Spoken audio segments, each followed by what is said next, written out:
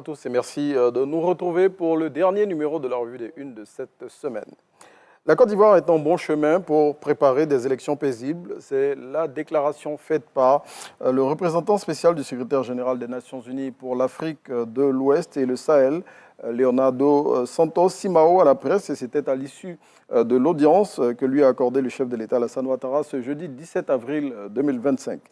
Selon Le Patriote, cette rencontre de haut niveau a permis un échange approfondi sur la situation politique, sécuritaire, économique et sociale de la Côte d'Ivoire ainsi que sur les dynamiques en cours dans la sous-région ouest africaine.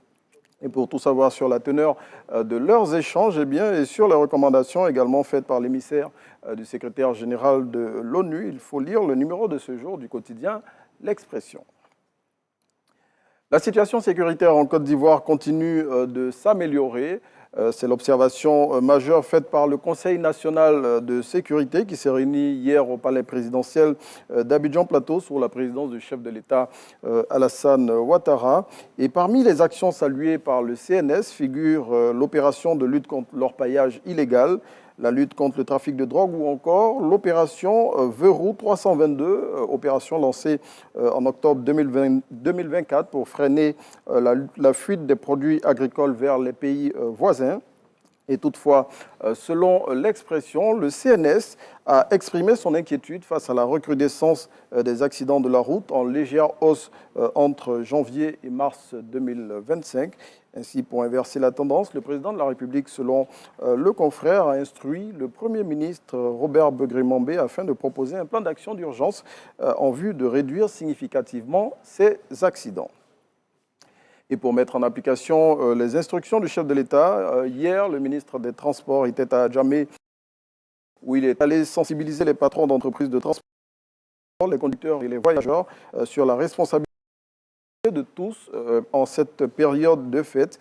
Et selon la régionale, Amadou Koné a engagé les transporteurs à améliorer l'accueil des passagers, à développer des outils de réservation de tickets et à moderniser les infrastructures d'accueil. Il a surtout, selon le confrère, exhorté les conducteurs à la prudence et au respect strict du code de la route afin d'éviter les accidents de la route en cette période de Pâques.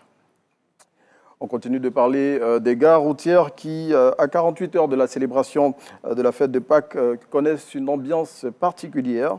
En effet, de nombreuses populations, notamment de la communauté baoulé, prennent d'assaut ces lieux afin de regagner leurs villages respectifs pour la célébration de la fête de Pâques qui, vous le savez tous, c'est Pakinou pour les baoulés. Et selon le Jour Plus, il est difficile de se frayer un chemin pour se procurer un ticket de transport dans les compagnies qui desservent les localités du V-Baoulé. Pour le confrère, il est plus qu'évident que d'ici à dimanche, Abidjan risque de se vider d'une partie de sa population. À noter qu'en cette période de fête, ce sont environ 1000 personnes, 1 million de personnes plutôt, qui sont transportées en 3 jours par les compagnies de transport. Et puis, Biche nous dit qu'à quelques mois de l'élection présidentielle, c'est un dialogue de sourds. C'est un dialogue de sourds qu'on observe justement entre les acteurs politiques.